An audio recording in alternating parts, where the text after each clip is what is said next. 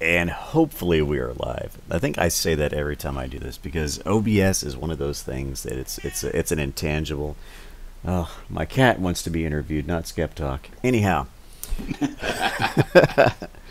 so I am here. I am here with Skep Talk, and there's a little bit of background on my interactions with Skep Talk. I've been roughly, participating in like chat sections and live streams for, I would say, about a year, maybe more, maybe longer, maybe year and change. That's something I didn't ever really used to do. I didn't used to actually talk to people in chat rooms, the chats next to streams and stuff like that. But one of the people that I saw most frequently, and there's the content creators that I frequent most. I tend to have a common gathering of people that watch the same content that I do, and Skep Talk is one of these people. And yeah, I always see Skep Talk on Irate Bears stream chats. I always see him in Lords of the Night stream chats, and the list goes on and on and on and on. I see this guy everywhere, so it's like, hey, why don't I interview this dude? And it became even yeah, it became an even more enticing thing when he joined the Minions of the Zoo. It's like, okay, he's joining the Chaos120's cousin groups, so hey, let's find out what's on this guy's mind. So without further ado, I would like to bring to the table a guy that I'm getting to know pretty well. He's a fellow Texan, and he's a good dude. His name is Skep Talk. How are you doing? I can't complain. It's a pleasure to be here with you, Six. It really is. Thank you for having me on. Oh, you're welcome. You're welcome. It's interesting. I cannot tell you the number of times I've said hello to you in chat. That's what I kept thinking about when you were talking about that. I always say the same thing. I say, "Hey, you Six," Yeah. And we always greet each other the same way. And hey, Skep, and we go on. We make our comments and so forth. And I noticed that, and I apologize for my dachshunds barking in the background. They waited. Hey, your cat, my cat wants to get into the act. Your dogs want to get in the act. I think they want to interview each other. I think my cat wants to interview your dogs. It'd be an interesting interview if you were a dog. But at any rate, you and I have actually spent a lot of time, if you think about it, in the same chat rooms over the last roughly year and a half that I've been doing this. Mm-hmm. I joined Twitter about a year and a half ago, but I didn't get really active on it until really November of last year. Same story here. And yeah, I decided that that's an interesting place to put out content, put out my views, and I wanted to see if I could share what I thought about things with a number of people. Mm-hmm. And so I've worked at it pretty assiduously, built up a fairly substantial following. This is without benefit of a YouTube channel at all, and just by tweeting, nothing more than tweeting, and have put together a group of about 2,500 people who strangely seem to want to hear what I have to say. Yeah. And that was what motivated me to put out my very first YouTube video, which I admit is, it looks like a first time attempt. I'm not bragging on this at all, but I was just happy to get one out. We all start somewhere, man. We all start somewhere. And intend to get a little better at that and improve on that. In fact, you were talking about OBS, and I'm learning the ropes of OBS right now. So my first video was a poorly edited Christmas parade. So really, it's only up from now. How long ago did you do that? I did that. I released that video on Christmas Eve 2015. Because I was checking out the third edition of your intro video, and that's pretty professionally put together, in my opinion. It's a pretty nice piece of work. That took me a long time to get done. I'm not surprised, and that's what I hear everybody say is this. You look at 5 minutes of work, 10 minutes of work, that takes hours and hours and hours to produce anything of any quality. And even if you are relatively unskilled, I'm just learning the skills right now. It takes a long time. I'm here to tell you my first 5-minute video took hours to write the script and practice it and all that sort of thing. So, and it still wasn't any good. I find that that's pretty typical. That was certainly my experience. And, yeah. So here we are, you and I seeing each other again and again on these cousin streams. We'd see each other on the Monkey stream. We see each other on Chaos120, on Minions, on these semi-related streams that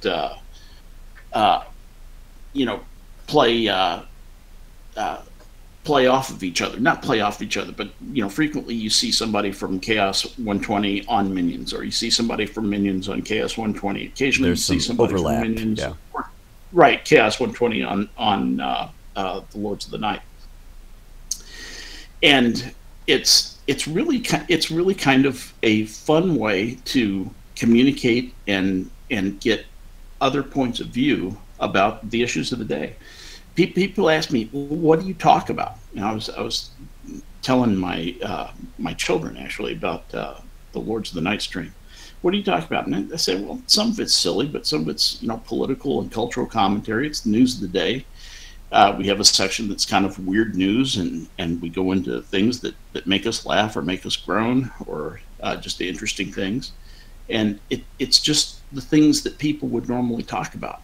Right. The interesting thing. Yeah. The fascinating thing to me is that when I'm on Minions of the Night and I'm talking with like Farzusmi, I'm talking to Perth, Australia. When I talk to Terry Diamandis, I'm talking to Sydney, Australia.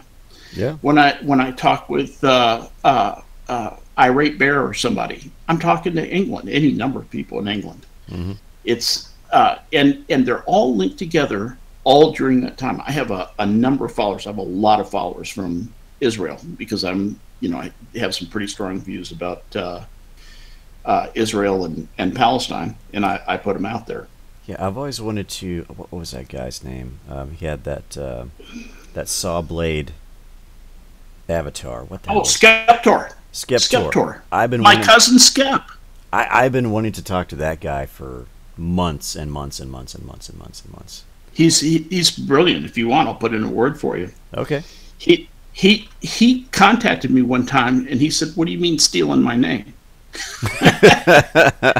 And I had to tell him the story of how I came to the name. It was just a silly discussion that I had with my daughter, and I was contemplating doing a YouTube channel. This is like 2 years ago. Mm-hmm. And my standard line is that the name Randomer Cam was taken, because if I had it to do over again, I might choose something a little more. It is a catchy name, easy off the tongue. Yeah, it's one that people remember. I guess it's weird enough where people remember, and I want people to understand that my approach to reasoning is as a skeptic, not a cynic, not a stoic, but a skeptic, and as somebody who reason is the key. Proof is the key. If you say something, if you assert something, you need to be able to substantiate that. If you want me to believe something, you have to be able to substantiate that. The thing that distinguishes us from the lower forms of life is our ability to look in the mirror and realize that what's going on, and we're able to reason through things in a different way than other organisms are. And to fail to use that is the cardinal sin, in my opinion. Right. So we have to hold ourselves to a higher standard. Yes. No doubt about that. No doubt about that. I'm not sure that humans are perfectible if we're going to get into like Kant and Hegel. And, we got to keep our eyes on the prize, and we got to keep our focus. Let's see. You just started a YouTube channel, and certainly we talked about that briefly. where do you see your YouTube channel, say 6 months from now? What do you plan to do with it? Where do you what do you want? What's the next step? You're asking me to do something that I haven't had the guts to do to myself, and that is set goals for myself, because that would involve putting a timetable to it and putting pressure on myself. Well, let's speak it in arbitrary terms. Where do you see your channel in the future? In the future, very abstract future. What I would like to do seriously is produce a regular commentary on political and cultural.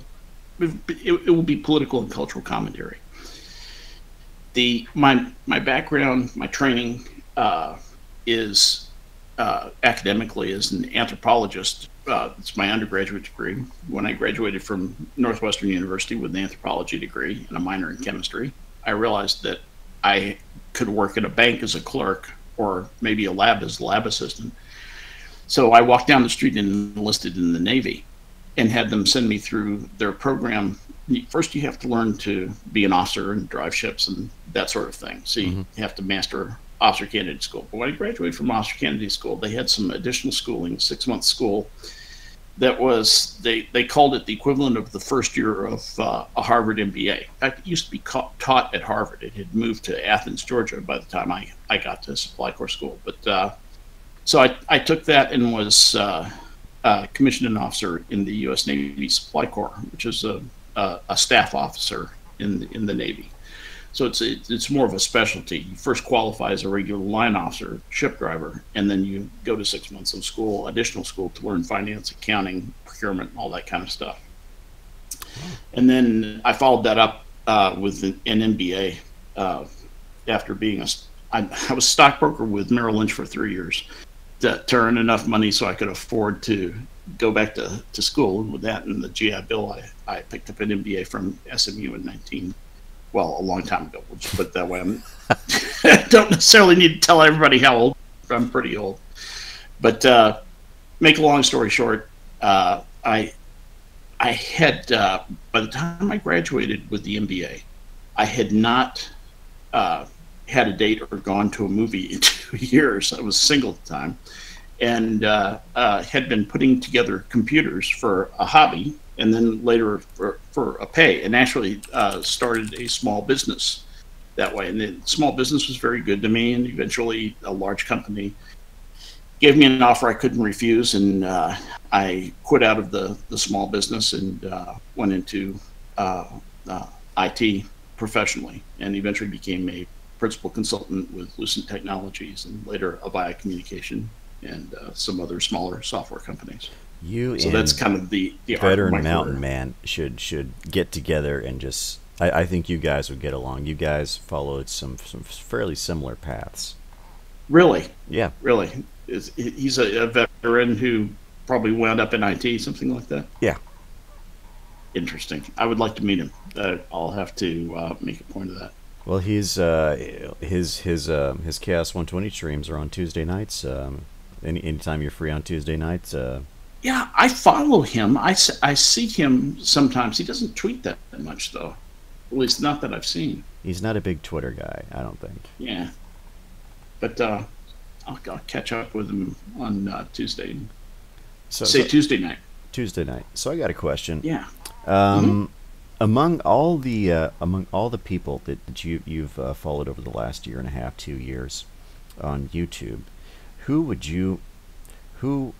takes the top spot as far as who would you like most to come on to Minions of the Night? Who would you like that guest to be? Oh, without a doubt, the next 6 minutes. Well, apart from myself, I'm very flattered that I'm very flattered that you picked me among all your favorite content creators. See, the thing about Minions is, and I'm not dodging the question. I'm totally going to give you a straight response, but I have to buffer it with this. The thing about Minions is it's a very casual conversation. So the guest that you have to have that you have has to be right for that. You could Yeah, have somebody true. like Sargon of Akkad on, who I love and revere, He would come as on all and right. yeah, he would pretty much want to talk straight business. Exactly, and we wouldn't have the fun that we need to have. And somebody like Bering would be admired so much. I think he'd be intimidated. So he's another one of my heroes. But if I really could could have anybody on the Minion stream as a guest to interview, there's just about no doubt it would be Peach Bailey. There you go. There you go. That's an interesting, smarter than hell woman, and just Whip smart, as they witty used to and say. whip smart and just loads of fun. And she and I have, I like to say, have become friends over the years. Just be friends, just DMing each other, Hmm. and I admire her and like her, and I think she would be capital. And she's one of those people who could just adjust and fit in. Bering probably could too, in point of fact, Yeah. but I think Peach would be ideal for that. In fact, I've been kicking around the idea of asking Quran. It's at a little bit of an awkward time for her where she is Yeah, in yeah. Australia. I But I've had a lot of trouble as far as having Australians on for. it's like 4 in the morning, right? Yeah, you have to really plan that out well. Yeah. But I think she would she'd be an interesting and very fun guest. There's so many interesting creators. That's what excites me about Twitter, about YouTube, is the sheer number of interesting folks to whom you get exposed to. You can if I just go through my Twitter followers, it's absolutely amazing the people I respect who I follow. People like Bering and Sargon, and that I admire Jordan Peterson. I don't agree with everything he says, but I admire him. Lauren Southern, Roaming Millennial. Roaming Millennial would be Yeah, fun. I have a feeling she's pretty fun too. I think she probably has a easygoing sense of humor, yeah. and This is would what be I an like interesting about person. this. Yeah, this is what I like about YouTube, and certainly the communities that it fosters, is that there are so many interesting people to talk to. That's Who probably who would you have on that you haven't had on, like, to talk to? to Chaos 120. Hmm. Top three. Let's see. I would like to have on. I would like to talk to Razor Fist. Oh yeah, that would be fun. It'd be That's nothing but fun. that would be the number one. Number one. I would talk to Razor Fist. Number two. Let's see. I wouldn't mind. I wouldn't mind talking to Matt Christensen. That'd be number two. Oh, that's a good call. That's a really good call. For And that matter, Blonde in the Belly of the Beast too. right, right. And number three. That's a tough one. I would have to say. I guess Roaming Millennial would be number three. Three very interesting people and three very different ways. It would Right, be right. yeah, it would be a great time with getting to know all three of them. It would be, and what's uh, the thing that has attracted me, and you know, I spend so much time on social media. I spend a lot of time on social media. The the thing that gets me is that there are so many interesting people, so many different interesting people to uh, gain information from, and listen to opinions and refine your own opinion, make your own views better. It And it's just a never-ending menu. It's like sitting down to a delicious meal every single day. When I get up in the morning, I get up to see, what have my friends in Israel been doing? Who've been up for 7 hours, 8 hours, and I get a kickstart every morning, listening to what the activity level is and how people are reacting to events. The other thing that has happened is it's enabled through the increased communication. It has enabled things that were unthinkable in generations past to happen with politics. We have a very interesting situation where we have a president who was wealthy enough to fund his own campaign, which means he's not owned by the usual special interest. And don't get me wrong, I'm not an unabashed Trump fan. I like the way Ben Shapiro put it. I call balls and strikes. If he does something good, I call that out. If he does something bad, I call that out too. Sure. But you have a president who is not beholden to the usual special interest and has a lot more freedom than the people in Congress, who have taken all of that money from the special interest and are basically pretty much constrained as to how they can vote on certain issues, on many issues like that. Combine that with the fact that he has done an in run around the mainstream press using Twitter. And by tweeting to America and making himself direct, he's speaking to anybody who wants to listen to him. Anybody who wants to can have a Twitter account pretty much in the United States. Mm-hmm. And he is able to speak to just about everybody, and he does so.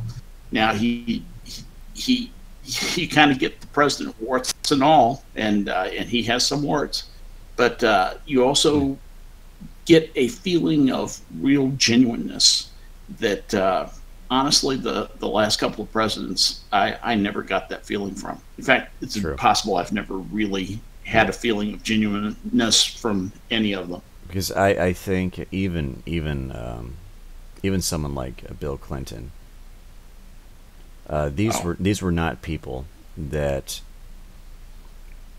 that were accustomed to actually socializing with regular people. No. George Bush, from what I understand, Bush Jr. He was actually a very personable fellow when you met him in public. He was one of those Mm-hmm. kind of guys that you would like to hang out and have a beer with.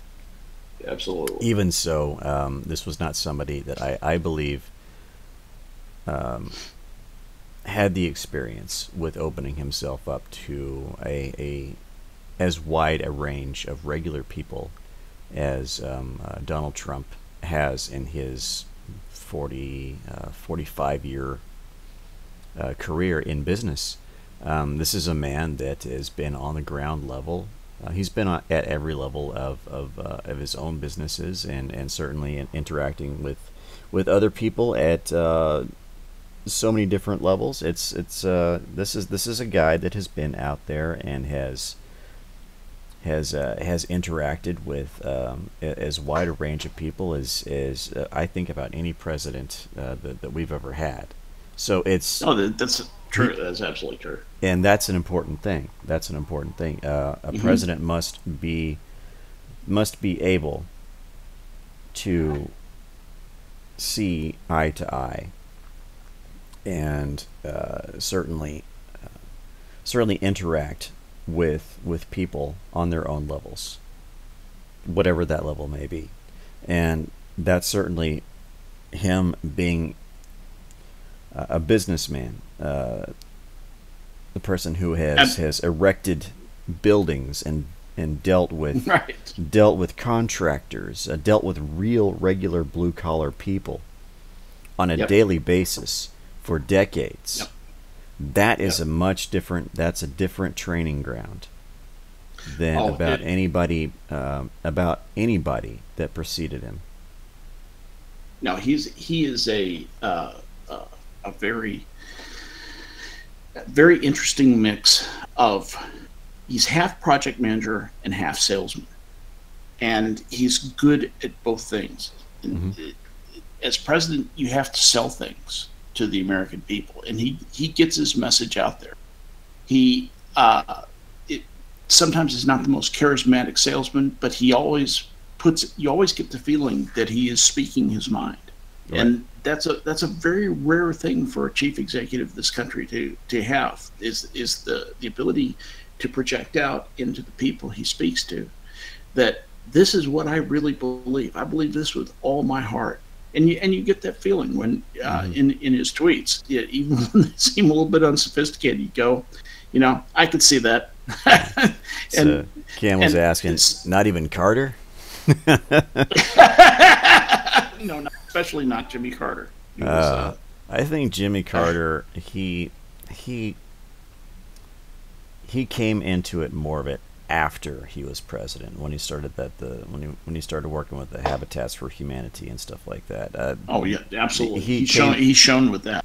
Yeah, it's after his presidency, but before his presidency, I think he was about as out of touch as anybody before him, or certainly a lot of the guys after him. Carter, if you want to get into that just a little bit, he basically screwed himself by bringing people like Jody Powell in and throwing out the entrenched staff that had run things in Washington, and he brought in his own kind of Georgia mafia to do things, and then he quickly found he couldn't get anything done. Yeah, because the old Favor network was not operating for him. He really handicapped himself by having, Hamilton Jordan was his chief of staff, and Jody Powell and that lot. There were a couple other Georgia boys, and they ran the show pretty much. They controlled access to Carter, and they did not do him any favors. So he was kind of doomed himself, I think, through poor administration. Whereas Trump's a lot more careful about that. Yeah, Trump he has managed to not. He's fired at the ground a couple of times, but he's managed to not actually shoot himself in the foot, unlike Carter. So I agree. We're almost out of time here, but the next maybe like 2 minutes, sort of like what are your parting thoughts as far as? I think that as far as life, the universe, and everything, when you look at where we are, this is going to be looked at as a time when there was a real sea change in the way that information was disseminated, distributed, and handled. And the meaning of it's going to be the collapse of the priesthood of the mainstream media. They're not there to bless the news and hand out the sacrament of the news at the 6 o'clock report anymore. Now we get our news 24/7. Tim Pool is always available, so is Philip DeFranco. That is going to be the new face of things, and that is going to, in turn, change people's level of sophistication and level of understanding about things. And I think that will lead to, eventually, there will be a lot of roiling. Eventually, I'm optimistic that it will lead to an improvement in how we handle cultural and political changes and how we handle the challenges of going forward as a modern society. I think Europe will benefit. I think the United States will benefit initially. I hope to see a return to the values of free speech. I hope that there will be the equivalent of a Magna Carta movement in England, where free speech will be reestablished as a value without a sine qua non, something they cannot do without. And I hope the same thing for Canada and Australia and other places in Europe, where speech is being truly threatened. And the last thing I'll say is that the importance of a free internet, of an internet that is available to all and that does not build aristocracies inside itself artificially, because natural aristocracies will develop anyway. And those are fine, those are organic. But to artificially keep people in or out on the basis of some government's agenda is the wrong thing to do. So I'm very concerned about what's going on, for example, in Germany and in the EU with respect to that. So but with those warnings, I'm very optimistic about the future. I think we have a bright future, and it's going to be these information channels that lead the way. I am too, and I'm certainly one of those glass half full kind of guys, because you really need to, or you're just gonna I'm with you're you. gonna end up, yeah, stressing yourself out too much. And Yep. with that, I just want to thank all the people that showed up in chat, and I certainly want to thank everybody that listens to this show later on in the future. And I especially want to thank you, Skep Talk, for being my guest here and being the subject of this interview. Thank you very much, and I hope to see you again fairly soon in the chat sections and whatever stream. We will. And thank you so much for having me on, Sick. It's been a real pleasure. Oh, you're very welcome. And with that, everybody take care and continue to have a great day.